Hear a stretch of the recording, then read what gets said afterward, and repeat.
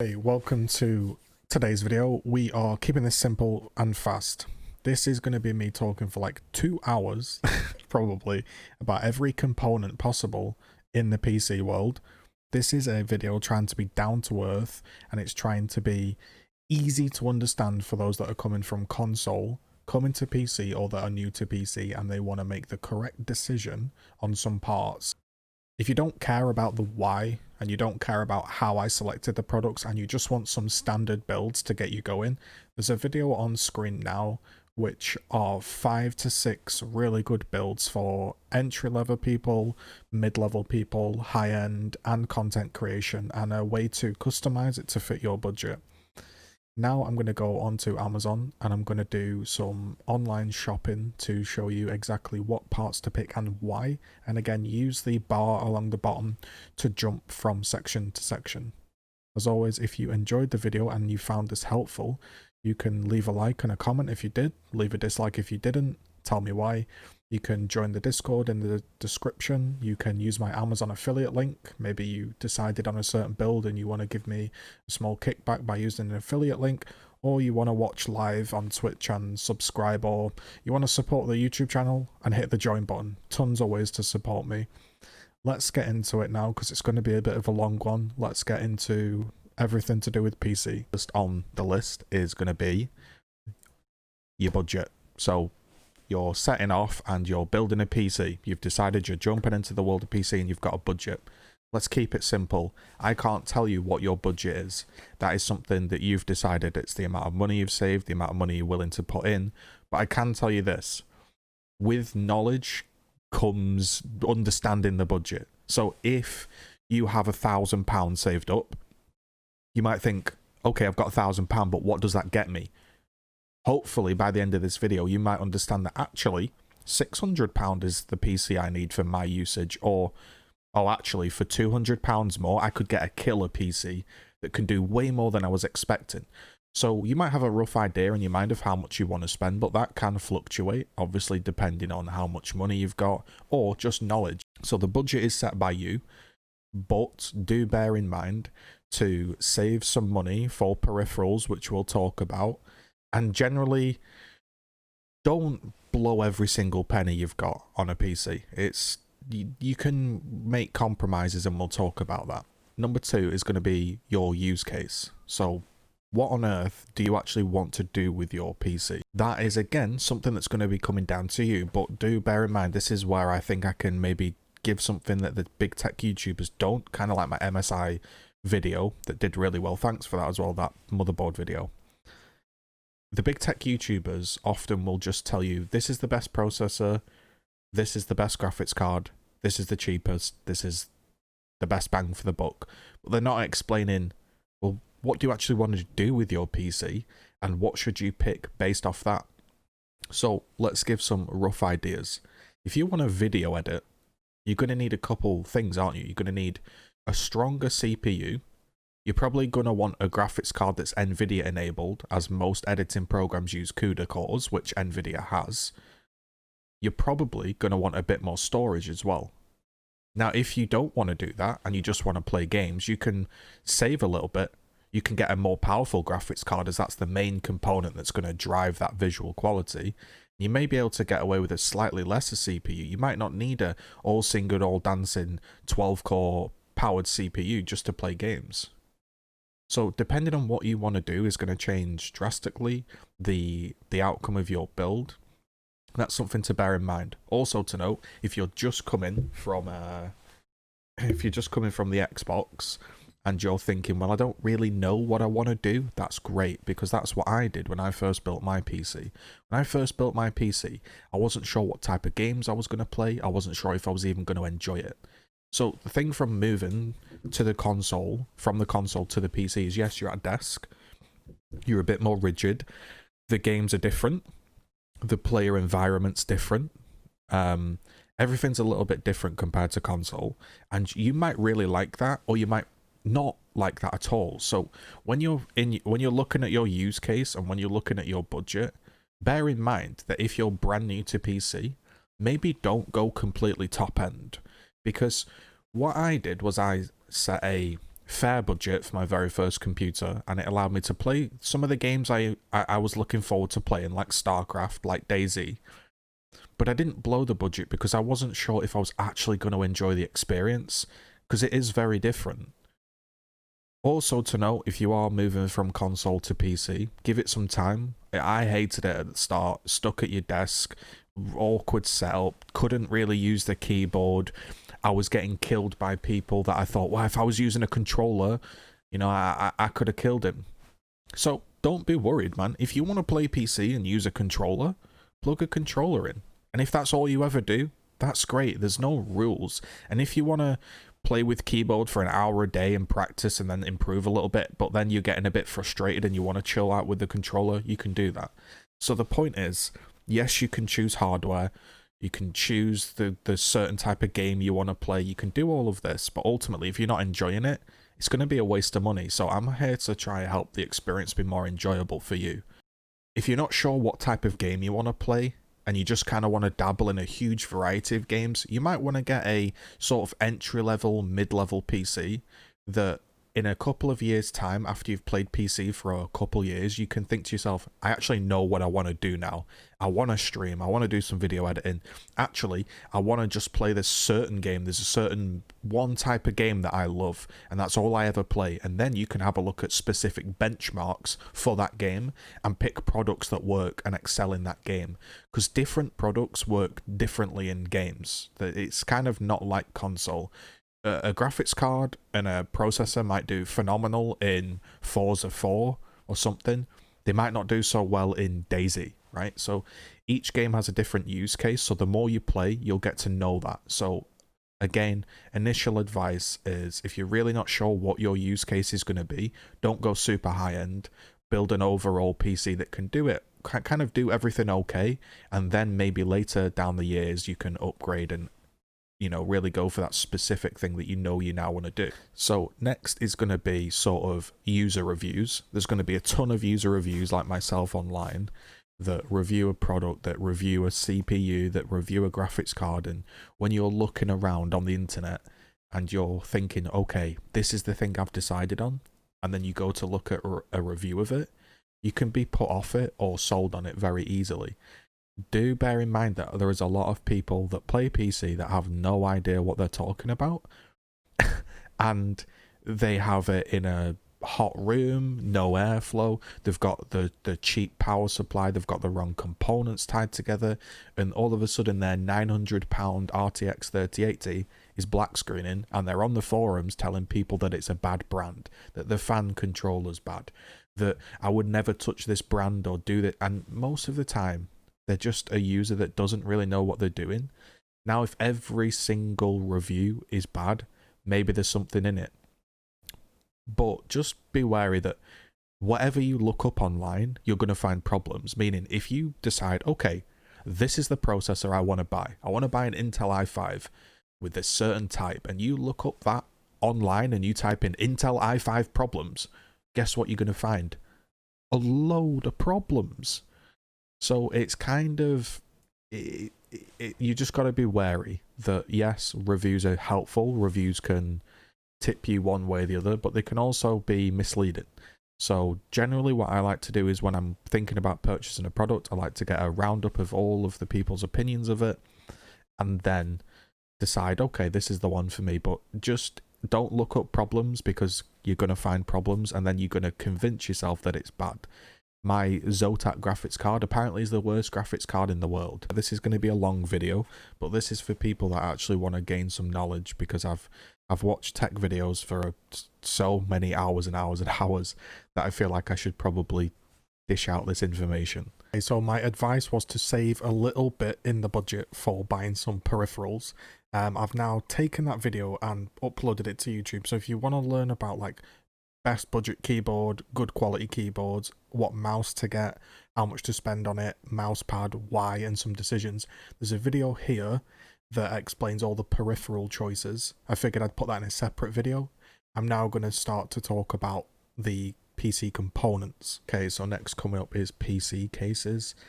People will say this is one of the least important things. It's just a case, bro. You never look at it. It doesn't matter. I'm here to tell you that I think it's one of the more important pieces, like the case gods on YouTube, that's Gamers Nexus. They do all of these charts, right? And I've watched hundreds of these videos. These are basically like they have a set fan configuration and they put the fans in the case and they test what is the temperature. So you can see that a case for Gamers Nexus can go from 43C all the way to 74C. So why does that matter? Why is that important? If your components are running hotter, the way modern computers work is the cooler they are, the more they can boost, the faster they are. Also, bear in mind that as long as if it's not getting thermally throttled, which means basically getting too hot that it's not boosting and it's not running correctly, it doesn't really matter. I would obviously lean towards a cooler case, but don't get too baffled with, oh no, this is 0.2 cooler than this one, this must be better. It's neither here nor there. Pick a case you like, probably from the upper tier of this list, and enjoy yourself. When you go to a PC case, you can obviously see like, okay, let's look at a cheap case. Okay, here's one. It looks cool, there's RGB, it's got big red fans, that looks awesome. It's got an acrylic side window so you can have a look. But when you actually look at it, there's basically no ventilation in the top. The entire front is glass. There's no air to suck in. Yes, it looks very fancy, but they're saying they're excellent ventilation. There's a tiny, tiny side gap there for air to breathe in. I would always recommend, if you're gonna buy a case, my number one tip is buy one with a mesh front. A mesh front is going to allow air to come in much better. So here's an example of a mesh case that I would recommend. I'm going to pick some out here that I've seen used and can get you going. Here we go. It has big 200mm fans. It has a mesh front, so the fans spin slower because they're bigger, which means they're quieter. It looks really unique as a case. I think it looks really unique. It's 99 quid. I would recommend that case. It fits basically anything in it as well. Next you have like a Corsair 400D.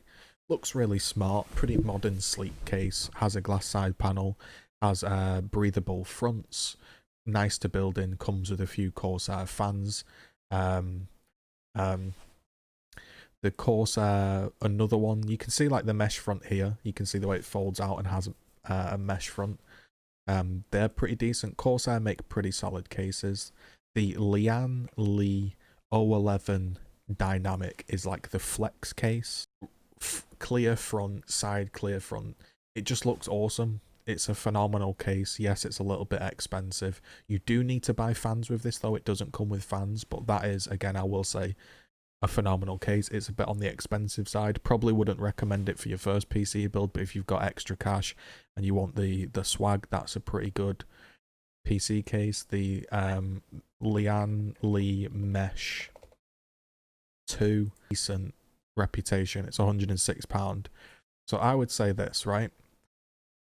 Lian Li Mesh Cool 2, H500. You've got your Corsair ones.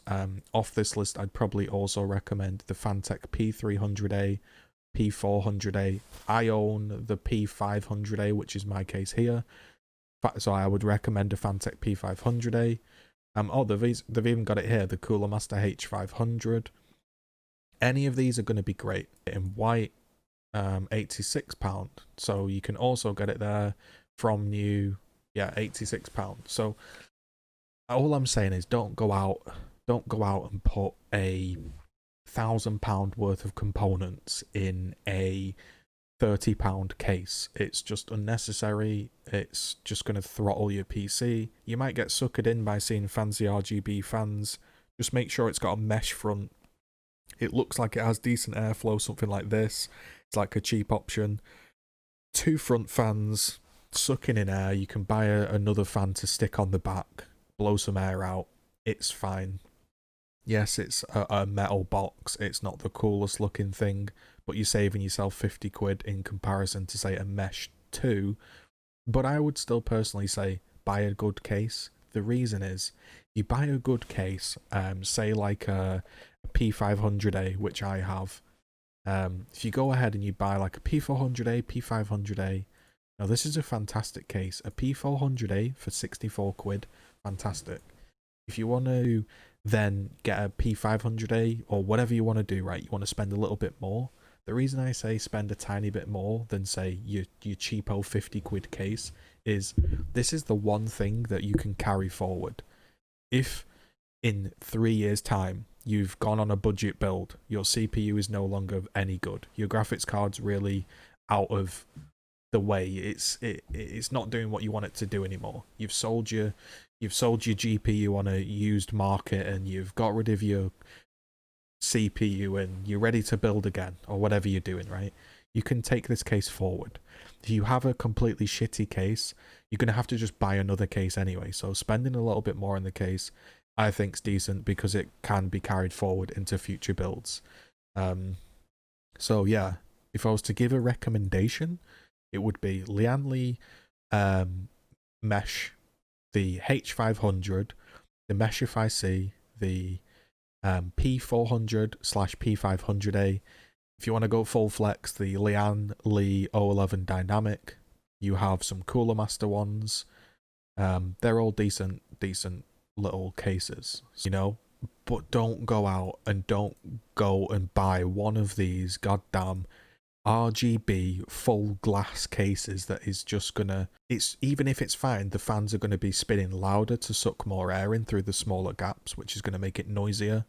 And hell, this one doesn't even include case fans, so you know, please don't buy an all glass case that is just gonna be like an oven for your components. Just pick a decent airflow case that can be used in the future builds. You'll thank me later.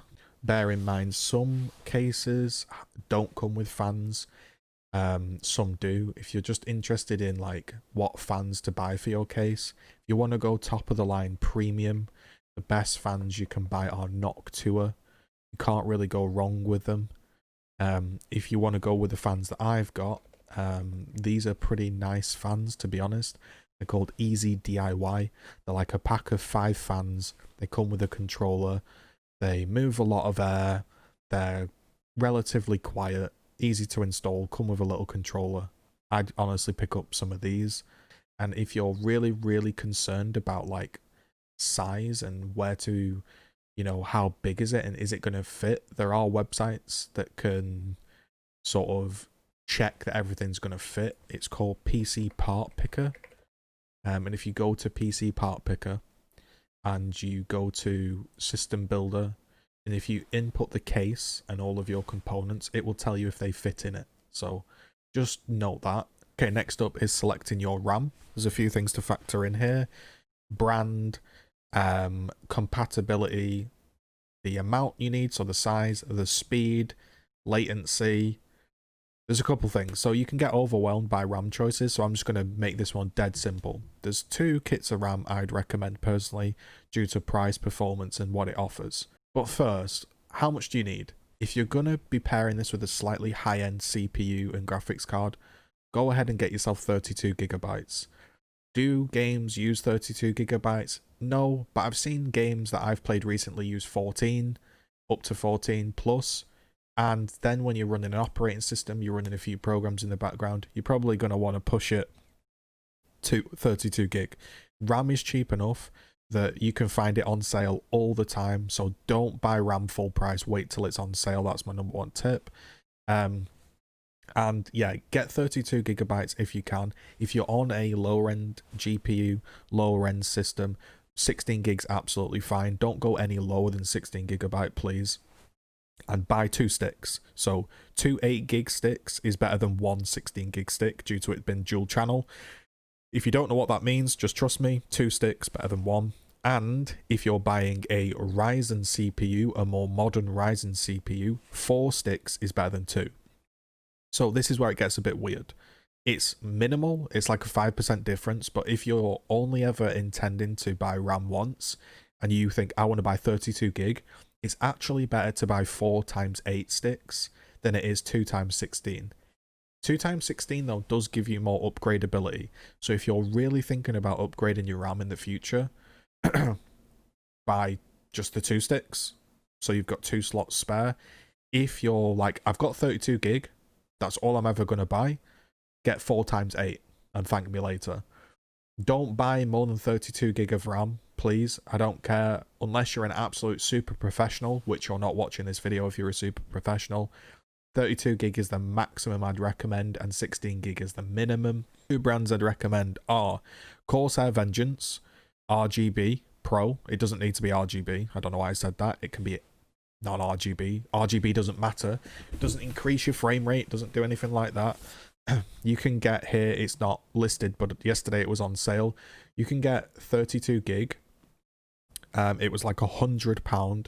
It's 3600 megahertz. If you're wanting to know the speed of RAM, just to keep it simple, get 3200 to 3600.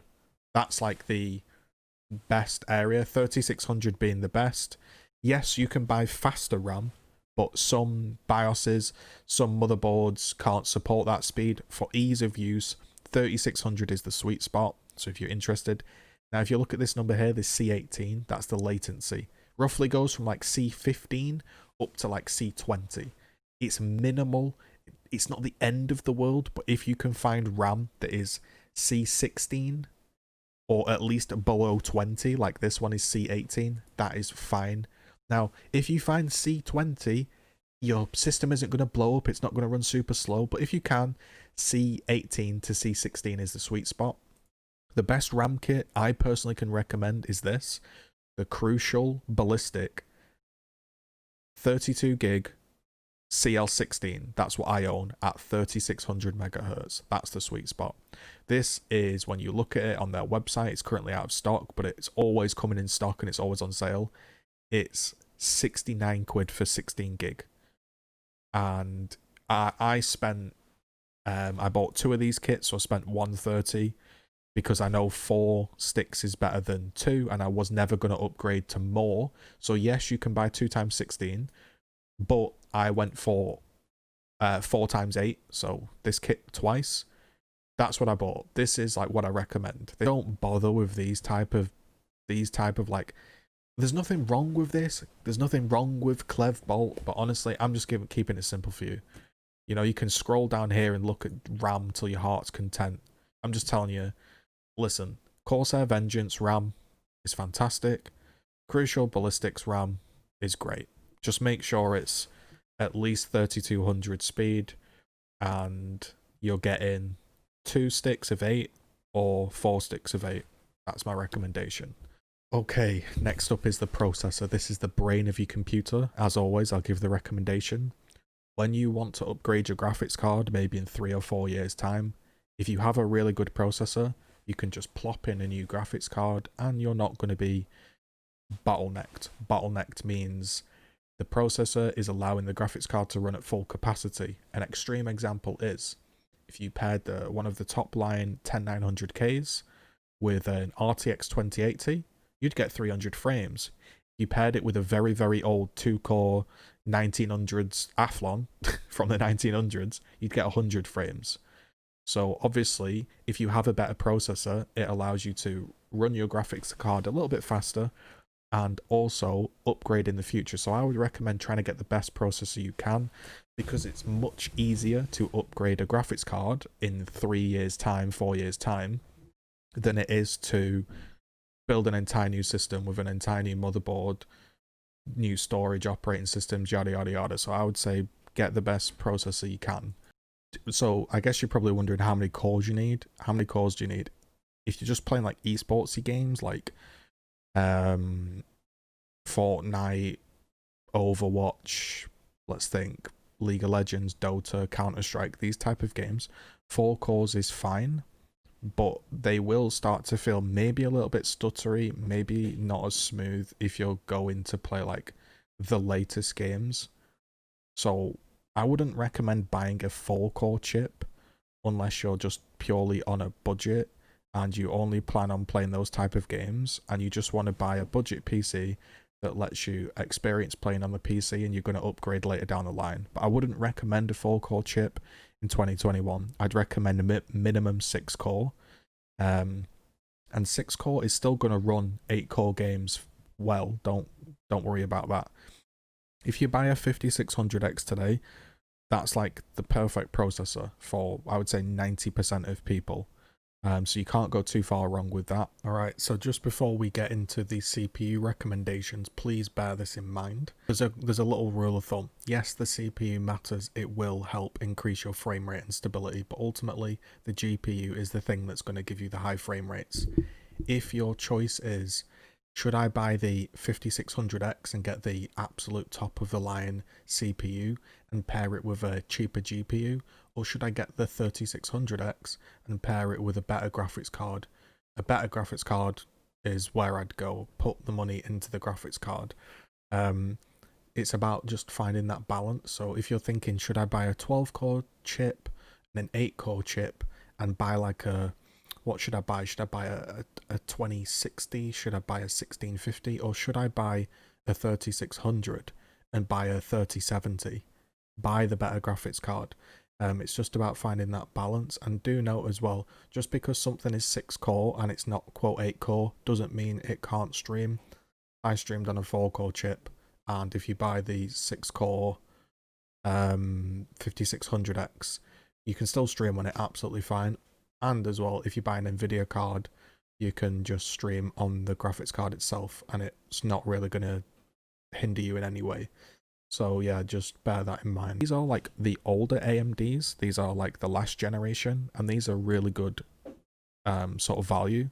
So this is an 8-core chip with 16 threads, and it's pretty damn fast, and it comes with a cooler to save you some money. This is a great option. Again, I'm not telling you everything about them. I'm just saying, listen, I don't want to confuse you. All these options I'm listing, you're not going to go too far wrong with. So this is a great option. It's 8 cores, will run all of the games absolutely fine. It's 286 quid. If you want to go even more and you want to, like, say, play a sort of, let's say, a AAA game that uses 8 cores at really high frame rates and settings, and then you want to stream on your processor on top, this is 12 cores. So you've got like 8 cores to play the game and 4 extra cores to like multitask on top of. You render, you stream. This is a great processor. So the 3900X is like the version before the 5900X. So the 5900X obviously is better by like 20%, I believe, or something like that. But it is a lot more expensive and it's hard to get. You're not going to go too far wrong with this. If I was to recommend a chip, honestly, I'd get the 5600X if you're just a gamer. All you want to do is play games. 5600X for 280, brilliant. If you want to go full, like, I want to multitask and I want to play and stream on the CPU, this is a great chip. You're not going to go too far wrong here. You also have this processor, which is like, I feel like the best gaming processor available in terms of like availability and how you can get it. So yes, the 5600X will beat this, but Intel is really steady. It has no RAM problems. Every type of RAM will work with it. Super stable, good motherboards, good BIOS stability. If you can't get your hands on like a 5600X or maybe like, yeah, if you can't get your hands on a 5600X, this is a great processor. People are going to say it's Intel, bro. Intel are dead. They're not. They've actually, because AMD have come out of the gates and made really good processors that are cheap, they've lowered a lot of prices and they're actually pretty competitive in the low end, which is weird for Intel, but they are. If you want to go full budget and you can find it available, because this thing barely exists, and you're a budget gamer, you're just dipping your toes in, you want a 4-core chip just to play esportsy games, you don't plan on doing crazy stuff, an AMD Ryzen 3300X is brilliant. You're going to struggle to find it. If you're not looking to buy Intel and you still want to just play games, this is a great processor. This is slightly worse than the 10600K, but it's very popular, shall we say. AMD often do like bundle deals with games, so maybe you could have a look out for that. Maybe there's a few free games with it. But pretty much, if I would say, if you're just a gamer you don't plan on doing any crazy multitasking, or you just want to say stream a little bit and you have a good graphics card, you could stream off your graphics card. And I was just to like build a PC and think, what do I want? 10600K or a 5600X or a 3600X. If I wanted to step up and get more cores, I'd go for 5800X or 3900X. I know there's a lot of numbers going on there, but basically this is the last generation of AMD, 12 cores. It just destroy everything. But honestly, like when you look at the price, it's surprising how good Intel are. Like, what is better? A 13900X or a 10850K? It's close. This has 2 extra cores, but it's slightly slower, and it does have slightly less stability with BIOS and RAM. Maybe not so much now, but still it has less than Intel. These two are like close, and they're even close in price. General rule of thumb are AMD motherboards are cheaper, so you can factor that into the cost. And AMD often give away like games with their processors. But yeah, that's what I recommend in terms of processors. Any one of those that I've just selected, you're not going to go too far wrong. If you want to do like AAA games, don't buy 4 cores. The reason is current consoles have 8 cores. So that means that games coming out now are being developed to run with 8 cores, which means your 4-core chip, although it will run it, you might have a few hitches. It might not feel quite as smooth as it should. If you're also running like Discord and a few other programs in the background, you might struggle. You probably will struggle. So my recommendation is right now, a 6-core, 12-threaded chip. In the future, 8 cores. If you're on a budget, 3600X, 5600X, availability, price, all of that is dependent. But those are some ideas that hopefully help you out. Alright folks, so this is the GPU section. This is the section where we talk about how there's no stock, how everything's overpriced, and it's a really bad time to buy graphics cards. But I'll try and navigate you through it anyway. If you are just getting into PC, you want an entry-level card that can play esports titles such as Fortnite, League of Legends, Dota, Counter-Strike, these type of games, Overwatch, in 1080p at high frame rates, you're looking at a GTX 1650 Super, and you're looking at like a 1060, a 1070. These are cards that are decent if you can find them at the right price. Don't be spending £300 for these cards. You know, don't be spending way over, because then you're getting into a whole different price bracket. Gamers Nexus recently did a piece, and he looked at some PlayStation 5 games and he looked at some comparisons. So he figured out what settings the PlayStation 5 was running on.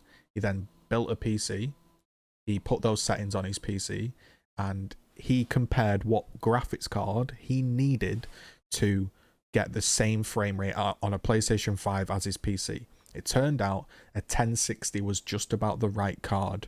So a 1060 is going to get you similar performance to a PlayStation. Obviously, you can step it up. If you want to go better settings, you want to go higher frame rates, the next card I would recommend, although it's hard to find, a 2070 Super is a fantastic card. It's an absolutely fantastic card.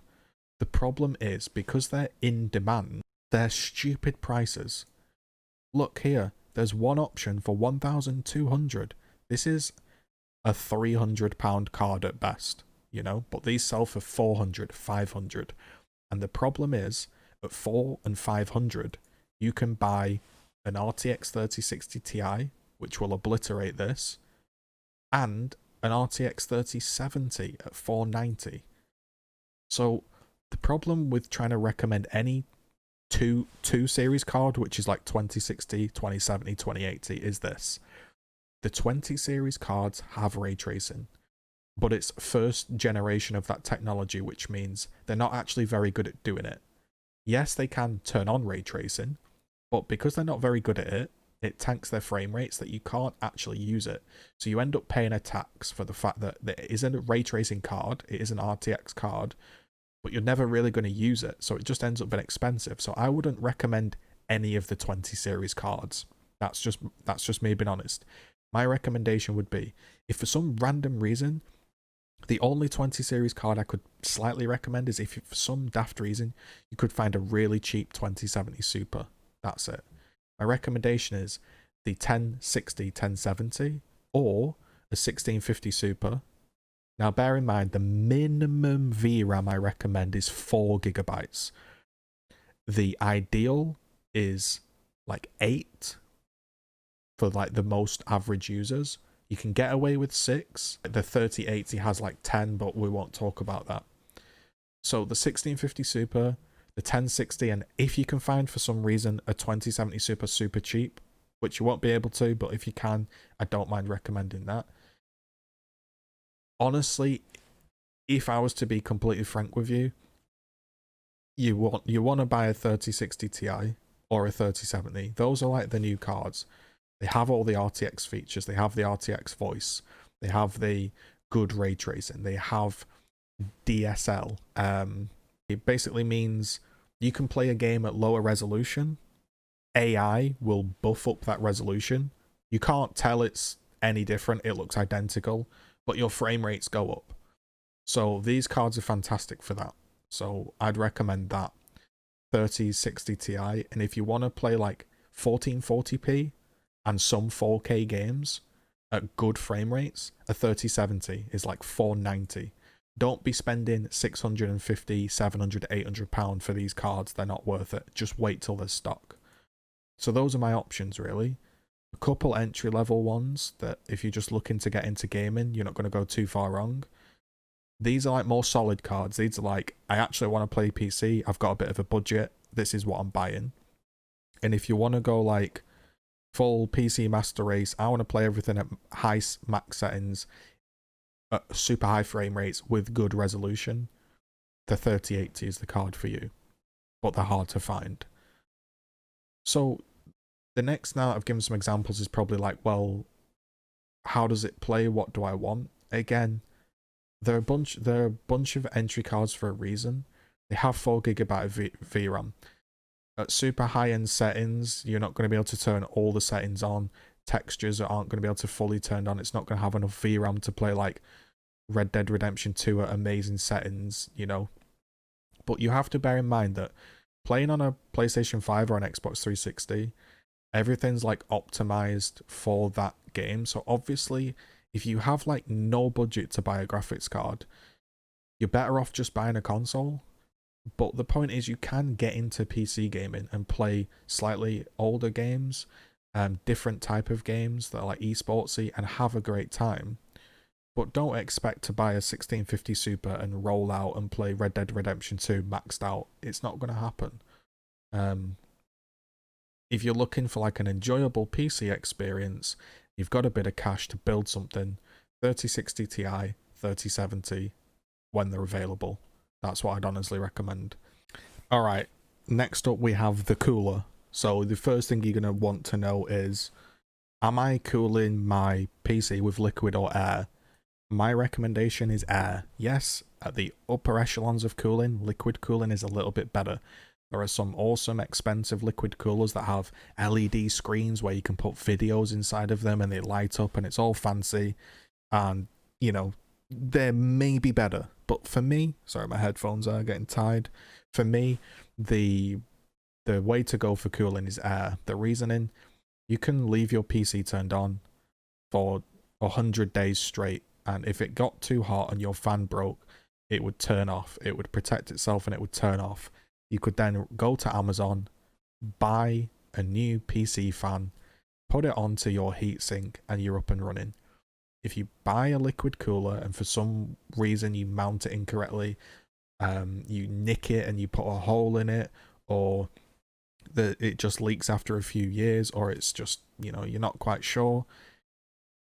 The thing is, when it goes wrong, because it's very quiet, you don't immediately notice that something's sort of wrong with it. You can have a leak and your system can still be running, and then all of a sudden, when your system powers off because it's got too hot and your cooler isn't working, and you look across, you can have a load of fluid all over your components that will ruin your expensive PC components. Now, does this always happen? No, you can have a leak and nothing gets damaged. And you can also have liquid coolers that don't ever leak, you know? You can have one that runs for 10 years and someone will never have a problem. But for me, it's just not worth taking that chance. The benefits of liquid cooling don't outweigh the ease of use, stability, and general ease of mind that comes with air. There's a reason that, say, like Gamers Nexus and other workstation people still put their PCs on air, because it's just like, if it's going to be on a lot and it's going to be working, I just go air. So we've decided we're going for the air cooler, and now we're looking at what kind of cooler do we want. There's lots and lots of different coolers out of there. What would I recommend? If you want to go for like most compatibility, perfect cooling, top end stuff, a Noctua NH-D15S is what I'd recommend. I own the D15, which is not the S version. The S version basically is 1 to 2C lower in cooling, but it has these sort of, if I can find the angle, there we go, has a sort of gap which allows taller RAM to fit underneath, so you don't have to worry, is my RAM going to fit in or not? So that's my top end recommendation, an NH-D15S. Now, for most people, if you're using a mid-level sort of CPU or beginner-level CPU, the built-in cooler is going to be absolutely fine. The only difference is, to get it to run as cool as something like this, it's going to have to spin a lot faster and it's going to be a lot louder. And it's generally not quite built as well, but that doesn't mean it's bad. So don't get that wrong. The stock coolers are stock for a reason. They are designed to work with the chip. They are designed to keep it cool. There are just better options out there, more expensive options. It's up to you if you want to decide to go for that cooler, quieter route. So that's kind of like the top end one I'd recommend. If you want a budget option, like you're not interested in going for top end, but you don't want to use the stock cooler, a Scythe Fumer 2 or a Scythe Fumer, fantastic cooler, very close to a Noctua, and it's like 30 quid cheaper. If you want to go like real budget, like you don't want to use the, say, Intel stock cooler for the lower end CPUs, you can get a Cooler Master 212. This is something I used for the longest time. The only problem with this thing is it runs really well, but it's annoying to actually install. Like, the initial install is very frustrating. So personally, I would spend the extra £20 and get a Scythe cooler, because you can always carry these across to future builds. If you want to save even more money and you don't care what your build looks like, you can buy a Noctua NH-D15S that isn't the jet black version, and it's the brown and tan, and that's 71 quid. Honestly, this, if you just want to not think about it and you've got a bit of cash and you're like, what CPU cooler do I want? This is it. It's the cheapest Noctua NH-D15S there is. It cools everything. There is no CPU this thing won't cool, from low end to high end. So that's kind of your range. So for 71 quid, top of the line, slightly cheaper Scythe Fumer, real budget option 212 Evo, or a Dark Rock, which is sort of in between. Those are my options. That's what I'm recommending. There are liquid coolers out there that are available, but I'm not even going to discuss them because I don't. Okay, next you've got motherboards. There's a ton of motherboards. You're like, what the hell do I want to pick? I don't know. So to keep this as simple as possible for you, head over to PC Part Picker. You're going to select the CPU that you ended up picking. So let's say, right, I got a 10600K, you would go CPU, you would choose a CPU, add it. Once it's added, you can then press choose motherboard. It's only going to show you compatible products. You're going to then want to choose a few things. The brand, I recommend Asus, GGZII, MSI. If you then want to check the features, so I want it to have 4 RAM slots, so memory slots at least 4. I'd also like it to have an NVMe slot, so an M.2 that is. So I'd like to have an M.2 slot for my storage. and I'd also like it to have some Wi-Fi. So Wi-Fi 5 and 6 is okay. It then is going to refresh the page. Here are some compatible products. And we're good to go, you know? So we can have a look from prices low to high, and we can be like, right, all of these are going to be fine. Yes, there are some differences, but to not bombard you and baffle you and confuse you, the general rule of thumb is these are all fine. Just pick one that is the most reasonable price. You can get slightly, not going to say tricked, but slightly confused with size. So you have ATX. ATX is like full size. You have micro ATX, mini ITX, all of this stuff. ATX is what's going to fit in your case. Micro ATX will fit, but it's going to be smaller. They're going to maybe cut off a few features to save some money. And if you're on an absolute budget, micro ATX is still going to work. But I do always recommend ATX. But if you are on a tight budget, there's nothing too wrong with getting a micro ATX if it's got all of your features. It's not like because it's smaller, it's not going to work as well. It's just, yeah, it's just difference. So if you tick ATX, you can be like, right, there's 20 products here. Which one do I want?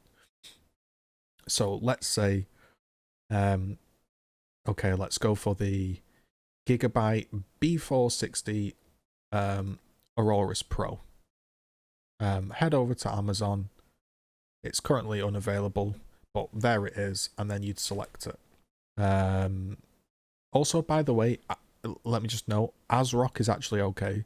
ASRock's completely fine. I don't know why I didn't tick that before, but ASRock's completely fine. It's basically Asus. Let's say, okay, here's one that I recommend. This is a great one. An Asus TUF Gaming B550 Plus. We press buy. Sorry, we press add. It's going to say, oh, there's a potential issue. You're going to scroll down and it's going to say, a B550 might need a BIOS update. And then you're going to go to my video that tells you how to update your BIOS and you're going to be fine.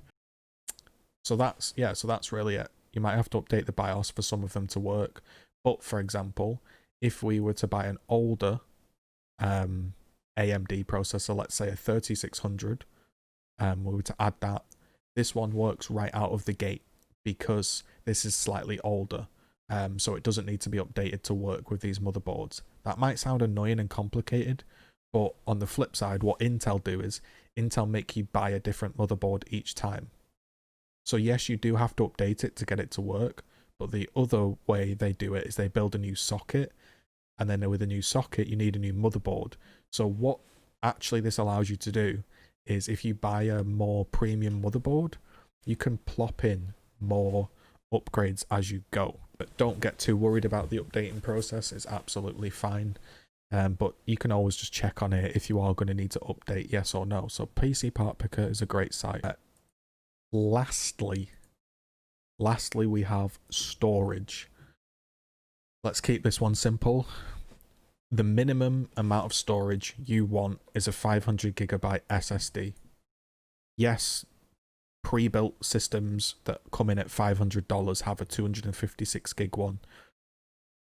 Don't even look at them. You're going to need 50, 60 gig for your Windows, some of your programs. You install one Call of Duty, it's going to be full, and when it's full or near full capacity, they run slower. Should you get a hard drive? No. Honestly, yes, hard drives are cheaper, but the new console games, they run on SSDs and NVMe technology. Yes, your game will work on a hard drive. Yes, they're cheaper and have more storage, but just thank me and don't buy one. Don't buy a hard drive in 2021. The damn things are obsolete. The only thing you should be using a hard drive for is mass storage, and even then SSDs are so cheap you probably shouldn't. So I recommend Samsung and Crucial for your storage and also ADATA. Also Western Digital. Those are the 4 brands I recommend. Samsung, Crucial, ADATA, Western Digital. Those are the 4 brands I recommend. So 500 gigabyte absolute minimum. If I was to recommend what should you buy, personally, I say a 2 terabyte SSD.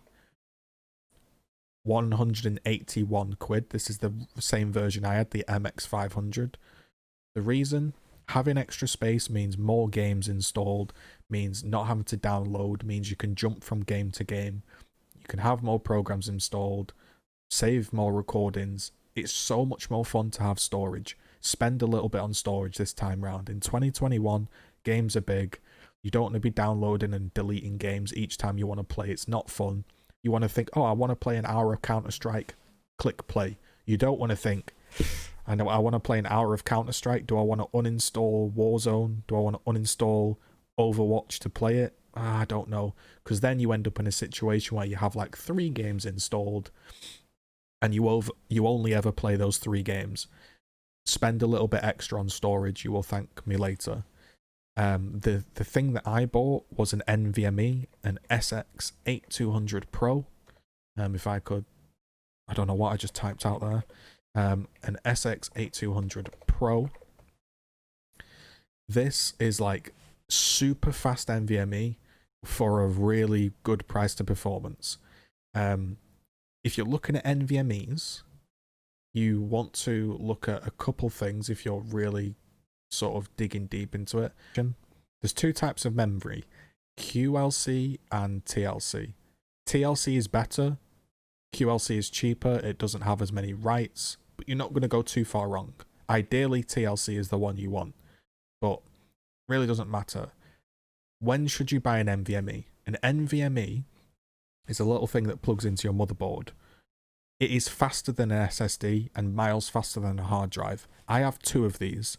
I have 2 of these 2TB ADATA SX200 Pros because I video edit and I store them on both drives, so when I'm transferring back and forth between drives, it's super fast.